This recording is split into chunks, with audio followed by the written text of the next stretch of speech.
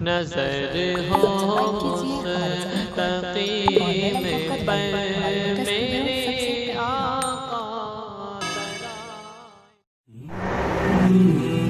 السلام علیکم ورحمۃ اللہ وبرکاتہ۔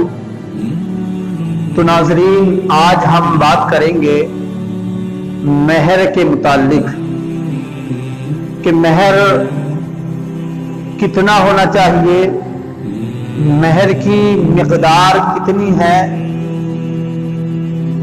تو ناظرین، جو شریعت نے مہر کی مقدار رکھی ہے وہ کم سے کم 10 درہم ہے، یعنی اگر کوئی شخص 10 درہم سے کم مہر باندھتا ہے تو وہ مہر مثل واجب ہوگا، یعنی 10 درہم سے کم تو مہر ہے ہی نہیں، کم بھی بانا تو وہ 10 درہم دینا واجب ہوگا، اور زیادہ کی اس میں کوئی حد نہیں ہے، یعنی آپ کی حیثیت جتنی ہو تو اتنے مہر آپ باندھ سکتے ہیں۔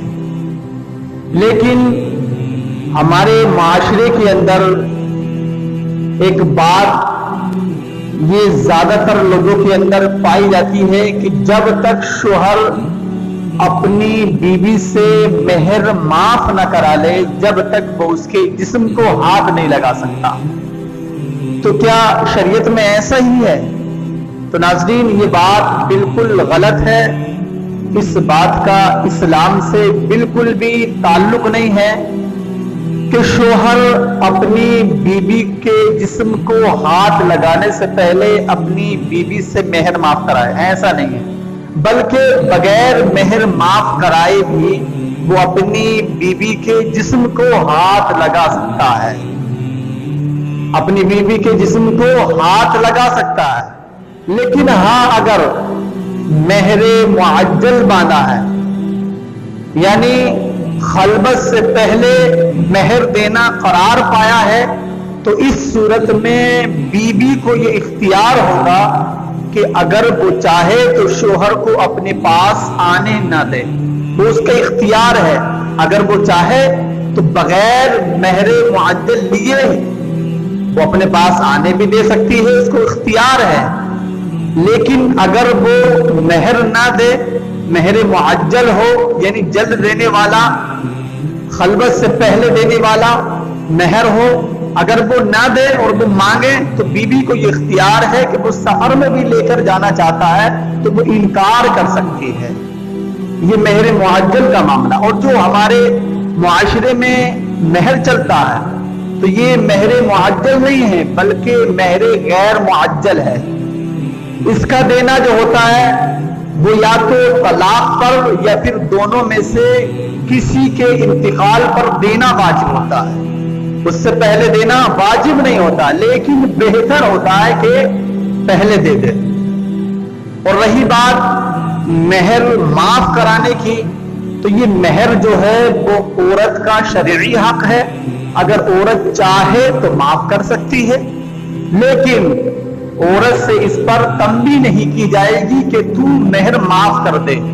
اگر وہ خوشی خوشی معاف کر دے، راضی ہو کر کے معاف کر دے تو معاف کر سکتی ہے، اگر چاہے تو وہ کل مہر معاف کر دے، اگر چاہے تو بعض کر دے، بعض کو لے لے، یہ اس کو اختیار ہے، لیکن اس کے اوپر تنبیہ نہیں کی جائے گی۔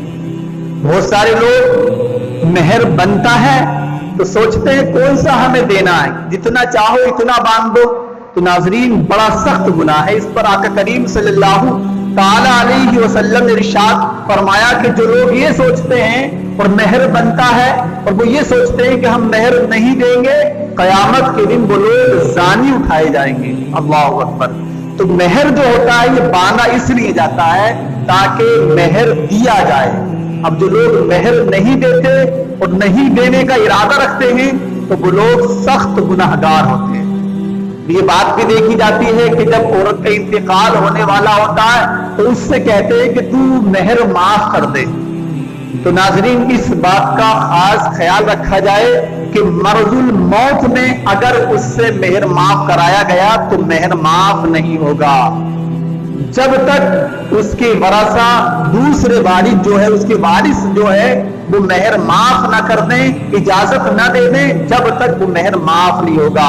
अगरचे वो मेहर माफ भी कर दें, लेकिन वरासा के अलावा उनकी इजाजत के बगैर अगर उसने माफ भी कर दिया तो ये मेहर माफ नहीं होगा, क्योंकि ये मेहर औरत का शरई हक है।